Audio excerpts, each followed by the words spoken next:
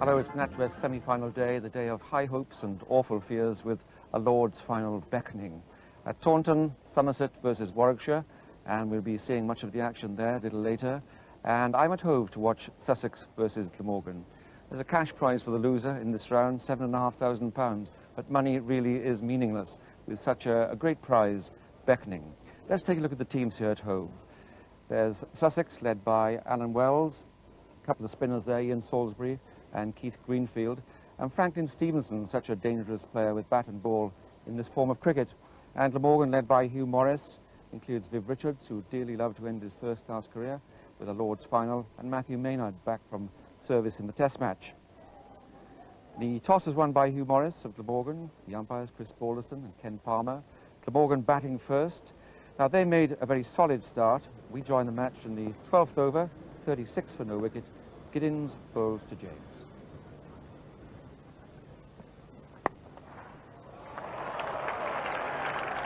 Too wide and too full from Ed Giddins. Steve James using a good eye there to make contact with that.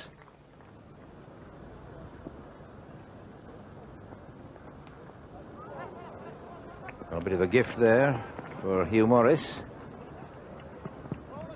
Well, it was leg byes. It didn't go very quickly if it went off the bat, and there could be a run out here, but, well, both batsmen in terrible tangles. Hugh Morris on his backside at one end, and James ran up and down at the other end. Real mix-up here.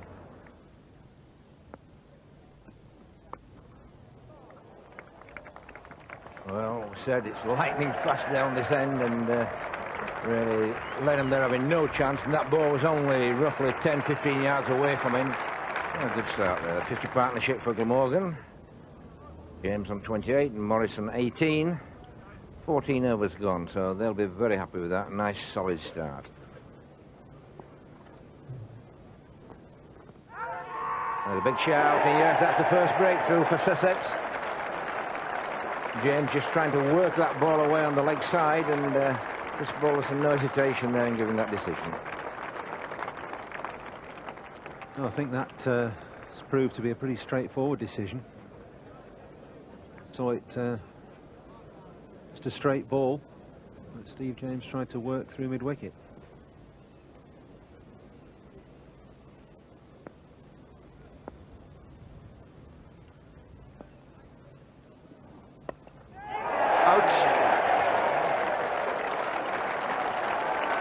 Dragged it on. Actually, the ball was slanting across wider and wider towards off stump and outside, and it became more risky a shot as the ball got closer to Hugh Morris. And then all required was a bottom edge, and that was that. Always an unfortunate way to get out, isn't it? Dragging a ball on from way outside the off stump. He'd never really looked in any trouble, Hugh Morris. He played very, very well this morning. Matthew Maynard now at the crease. He'll be anxious to play a big innings, get a good score.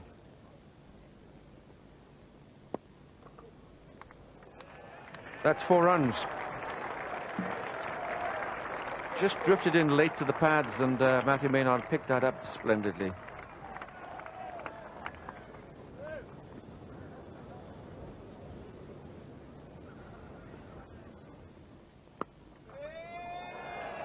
Well, that's a handsome hit. Sixpenneth. The bat's making a different sound. Bringing the slip out didn't make much difference there, did it? Virtually the same delivery. Would have hit middle stump, but head down, hit through the line of the ball, beautifully timed, high and wide over mid-wicket. A monstrous 6.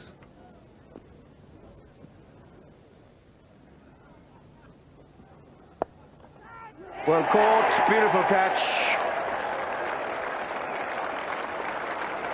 Super catch that, low to the right in the gully. David Smith the catcher, and Adrian Dale the victim. So Dale goes for 1, and Sussex are really having a good time now.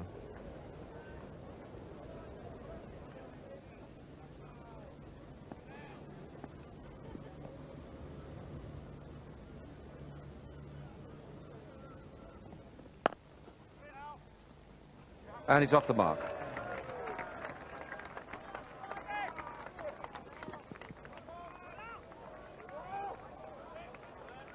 Well run too. Rather a strange shot there. There's a lot of bat you could hear, but also a bit of front pad caught up in that.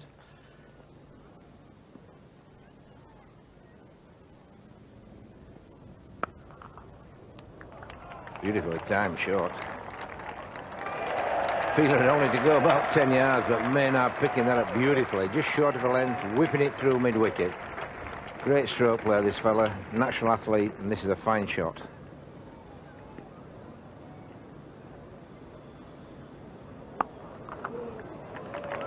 Well, that's a magnificent stroke. A typical Viv Richards power shot. And when he hits it, it stays hit. It's been a bit of a nightmare over for Ian Salisbury. He seems to have lost control just for those 6 balls. High, wide, and Viv Richards took his time just to place that. High full toss again there, and Franklin Stevenson down at long on, in fact, never picked the ball up. He didn't really set off until the ball was just going past him.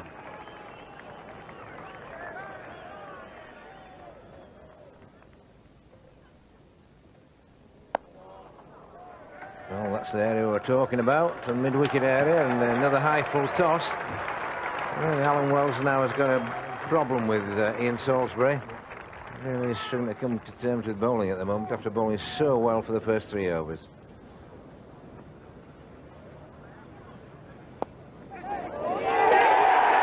that the wicket that Sussex wanted? Just a nothing delivery really, going down leg side. Viv just playing it away on the onside and getting the leading edge, and a little cuckoo catch back to the bowler. What a wicket that is for Sussex. And it's come at an absolutely crucial time, hasn't it, as well? 10 minutes before lunch.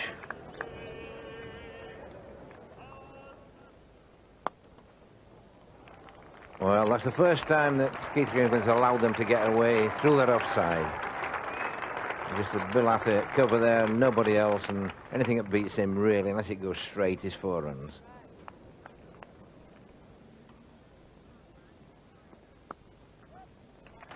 Oh, that's 50 for Matthew Maynard, and that's been a very entertaining knock. He's a good-looking player, good striker of the ball. He looked so nervous at Edgbaston in the Test match, but we do believe this fellow's got a future in Test cricket if he's given the opportunity.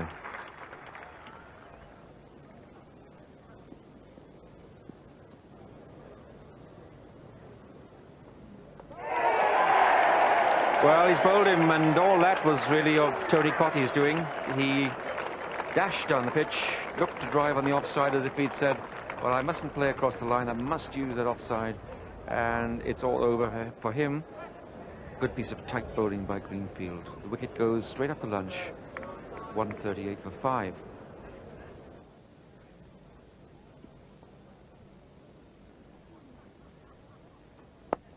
Oh, wonderful shot. Brilliant shot. I think that's probably the shot of the day. Alan Wells has just strengthened that offside field, bringing extra man over from the leg side. You can see he's given himself room on the leg sides, hit it on the up, beautiful high follow through, high left elbow. It's gone sailing over extra cover for 4 runs. Superb shot. Ooh. Well, it was almost a catch, and fielded in fact by Stevenson, but David Smith from the gully has already taken one fine catch. It covers a large arc of space there. He's a very tall man, but very agile. Must have bowled him, yes. Well, I think Croft had decided that the time had come. Only 2 fours had been scored in 15 overs since lunch. It was a pity that he went so soon, but he is still a useful partnership of 57 with Matthew Maynard.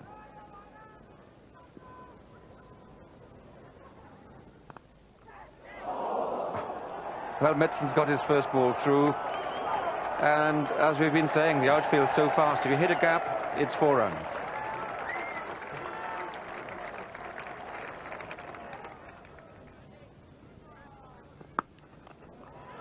Well, that's out, and that's a good point from Glamorgan.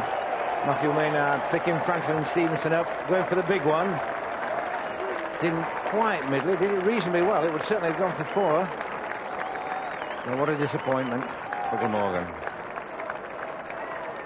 Well, once again, Alan Wells, the skipper for Sussex, has got it right. Got himself in the right position on the edge of the circle. Matthew Maynard's attempt to go over him didn't quite clear him. And once again, Sussex have taken the vital wicket at just the right time. It's Matthew Maynard gone for what was a very good 84.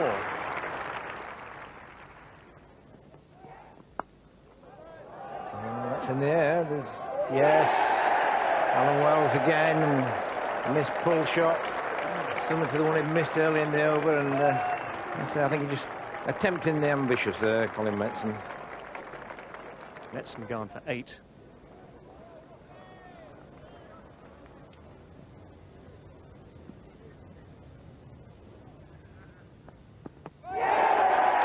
No doubt about that. So another wicket there for Franklin Stevenson. We've got to the stage will Glamorgan play out the overs now? It really is a waste if you don't back your 60 overs out. Again, playing across the line. Well, with someone like Steve Watkin at the crease, Franklin Stevenson will always back himself with that sort of delivery.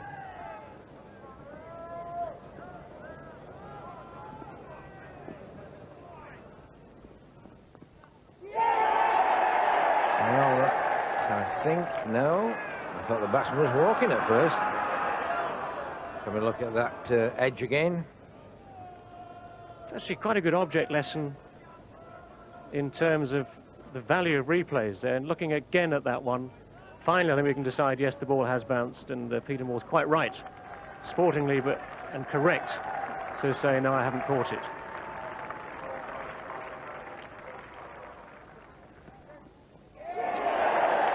Well, that's all over. That's the perfect way to finish for Tony Pygott and for Sussex.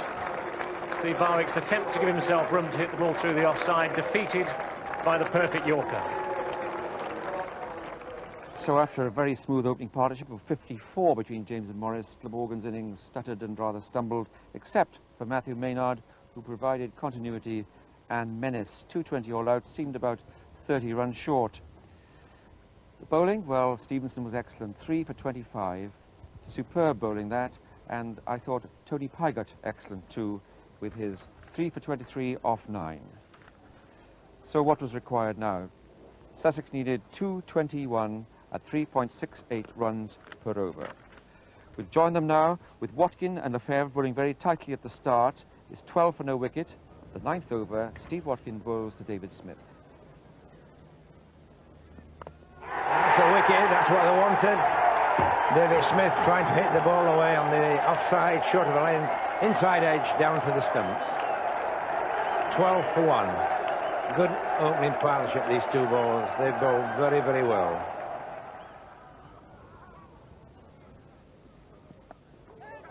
It's in the air. It's caught him. Lefebvre has caught him. Well, for a moment it looked a loose ball by Watkin. Martin Spate followed it around, spooned it around, and hit the only man within 100 yards down there. So good performances by Glamorgan's opening bowlers, backed by good catching. 12 for 2 in the 11th over.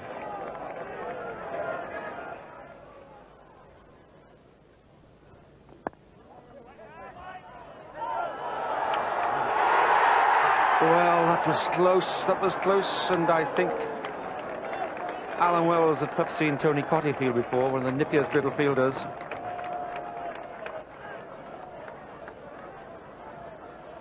Well, they're a bit slow setting off for this run.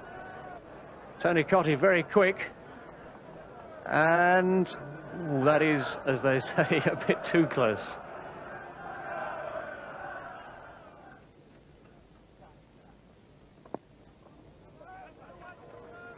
For a couple there.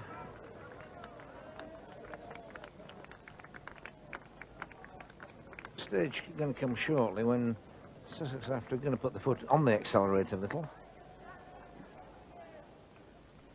The first reverse sweep of the match, and 4 runs for it, and played pretty well.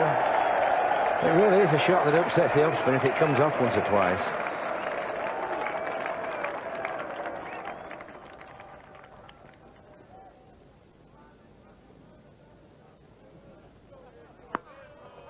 Well, he's taking a chance.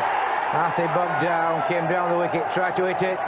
Maynard taking the catch at mid-wicket, and, well, that's a big blow for Sussex just before the tea interval. But they've got that just by good, tight bowling. Galathi there has been in 80 minutes for that 17. He's been thoroughly dominated by the Glamorgan bowlers, and he's just got fed up with it. Tried to hit him over the top. Adrian Dale's dug it in a bit shorter. Got an inside edge, and it's taken by Matthew Maynard at shortish mid-wicket. Comfortable catch.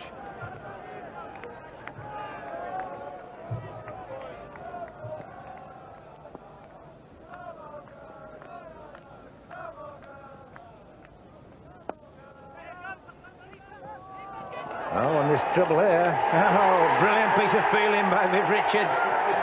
Both batsmen left at the same end, and he's over the moon with that. I said earlier on, he's 40 years old now, but he still moves well. Brilliant. Absolutely delighted he is. And what a letdown for Sussex there. Full credit to Viv Richards for the way he fielded that ball, moved very quickly to his left, picked it up and threw very accurately. But disagreement between the two batsmen.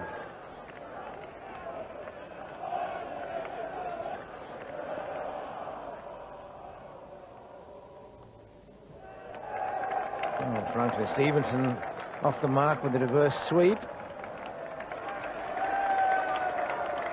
Well, it's a risky shot. It doesn't look good if you get out to it when in a situation like this. It's the half century up. It's taken 29 overs and 4 wickets down.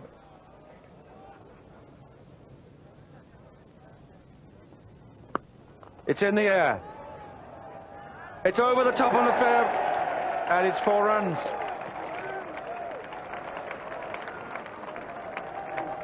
Well, it was well hit. It could be argued that Lefebvre should have been on the boundary.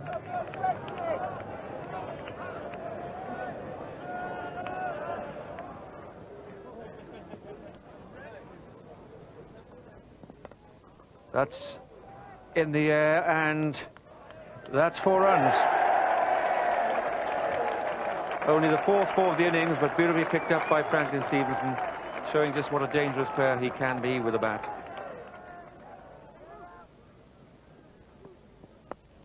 That's gone miles in the air. Cotty is under it and catches it with some ease.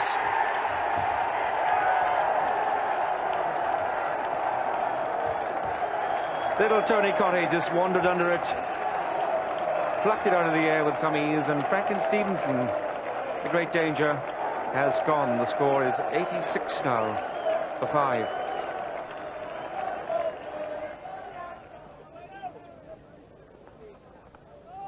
Oh yes, that's 4 runs. That's where they come very sweetly in one-day cricket. Top edge through the slip area.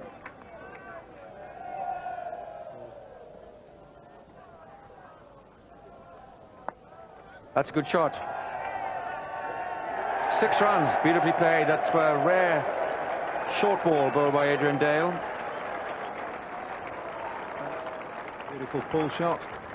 Evaded all the fielders, straight in the crowd, and there he is. Caught by the gentleman in the hospitality suite.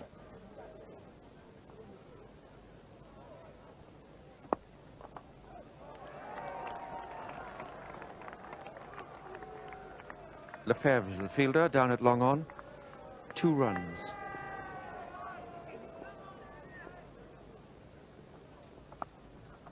Caught him. Moores has gone. Cracked it to Richards. Well, Viv's making up for disappointing with the bat, isn't he? And probably disappointing himself with the bat. It's a good catch to follow that magnificent run out he did earlier in the innings. Peter Moores caught backward of square leg. Well, they've got to stitch together a very meaningful partnership here, the Sussex boys.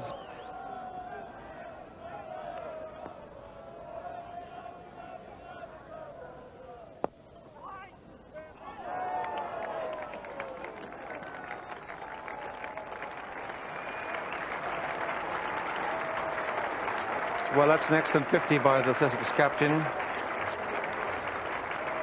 From 90 balls.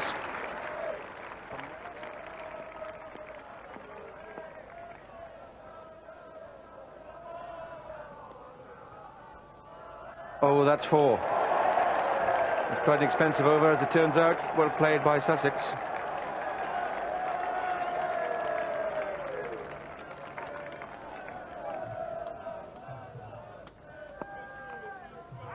Well, there's runs there this time, and to the race. Yes, Tony Cotty just getting there again. The fielders have never given anything up. They've traced it right to the rope. The run's just going a little easier now. A lot to do, but still an outside chance. 7.25 runs per over. Current rate 2.79, so that's a huge increase to get up to that 7.25.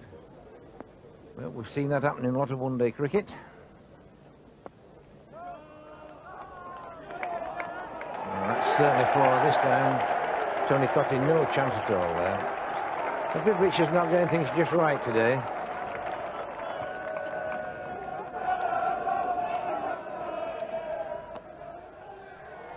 Again, you see that's man being moved from there.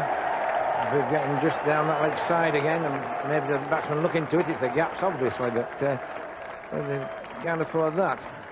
It's really putting pressure back onto the Glamorgan boys here.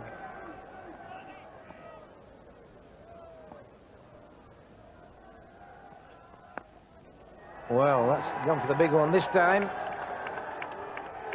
Before runs. The umpire's asking the fielder. A few cries of shouts of 6. The fielder signals 4, and the umpire gives 4. Things are just beginning to get a little bit frantic. Oh, that's a lovely shot. Couldn't really blame the bowler there. Alan Welsh was making room, and Robert Croft followed him. Can't afford to go too wide down the leg side of the umpire's very quick on the wides. So that's a great shot.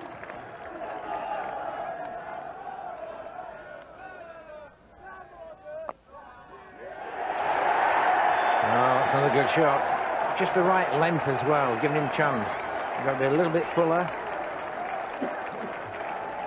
Can't say he bowled it badly. A lot of pressure on the young man, and most of this came about from those 3 overs from Viv Richards, unfortunately.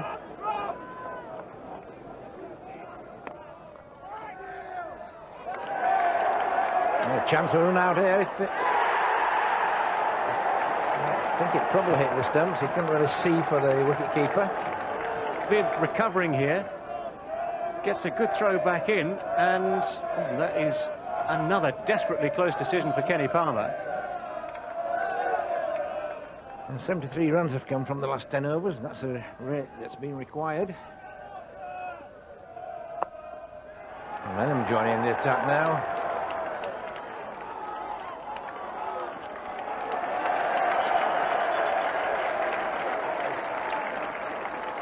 Difference now is that whereas at the start of the Sussex innings there seemed to be absolutely no gaps at all in the Glamorgan field, and anything that was hit to fielders was brilliantly stopped. 1 or 2 nerves creeping in now as signs of fallibility. Well, that was as good as his captain there. He'd seen his captain playing that shot on 2 or 3 occasions, watched how it was done, and then just copied him. Excellent shot there by Neil Lenham.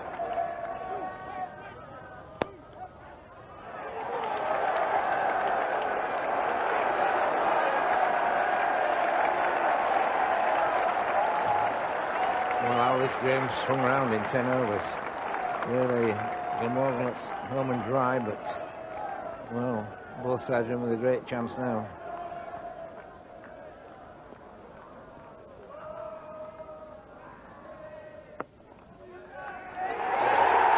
Oh, that's 4 more. And they've always a chance of opening your offside up from round the wicket. You go around the wicket, you've really got to get it in at that leg stump. Viv Richards trying to have a word with Croft, but must admit, this bowling that got them going in the first place. But again, that's a good foot out of direction, too wide. Oh, outside edge, 4 runs. Tragedy for Glamorgan. The match they were winning is now racing away from them. 200 comes up. One thing will never change in one-day cricket: the nick is a good shot. If you can get it past the keeper, there's no way any captain is ever going to set a field to cope with that. And the last 50 have come up off 35 balls. Great shot. Like a rocket. Great shot. Not a bad ball. It was well up on or around left stump, but Alan Wells is in prime form. Moves on to 97 and is winning the match for Sussex.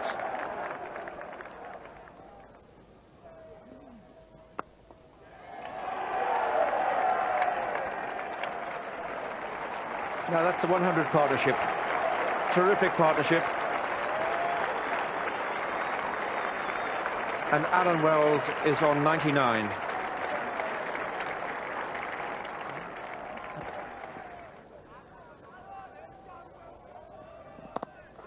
And there it is.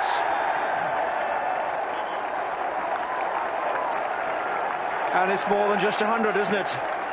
It's really the match-winning innings. Tremendous leadership from the front. Well, if ever there was talk of a captain's innings, this must be it. Looking at the state of the Sussex innings halfway through, they seem to be almost down and out. But single-handedly, Alan Wells has kept their fortunes high. Barwick to Wells. Great shot. He's in terrific form.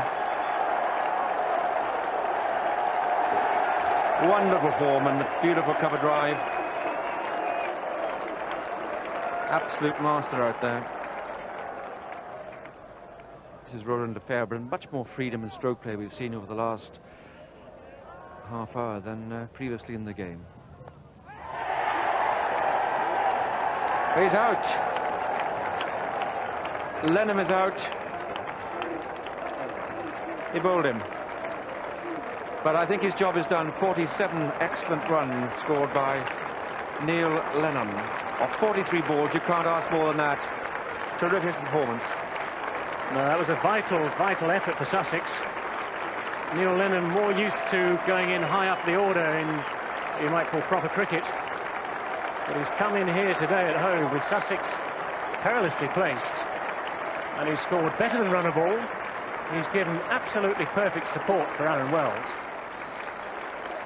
Drags it back on here, Neil Lenham. A little bit of low bounce, an inside edge. And that could be too little too late for both Roland Lefebvre and Glamorgan.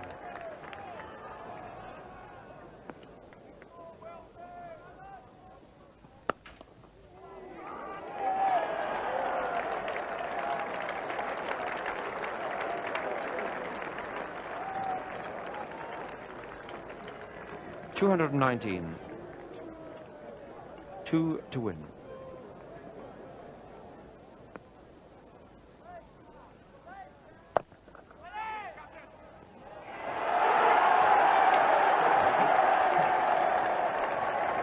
Well, it's all turned out rather sadly for Glamorgan and jubilantly for Sussex. The scores are tied, and alas for the poor captain, Hugh Morris, tried so hard and so much this season to get Glamorgan on the road to a winning track, and suddenly the wheels are gently coming off. And of course, now that the scores are tied, all that Sussex need to do is survive this over, and they've won it anyway. I'm sure they'll make sure the runs are enough.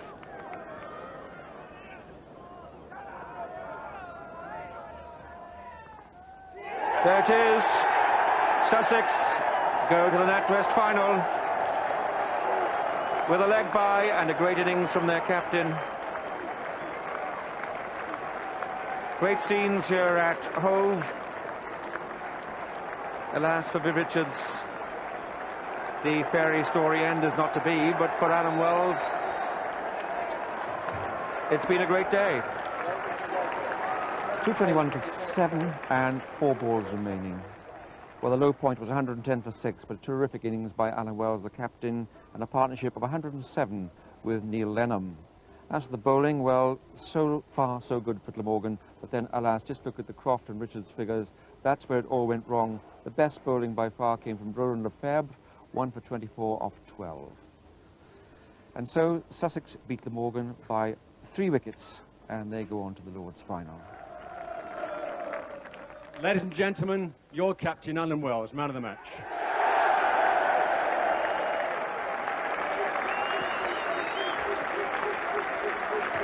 And what a great innings it was. 106 not out from the Sussex captain. Constrained at first and extremely patient. And then blossoming with many fine strokes.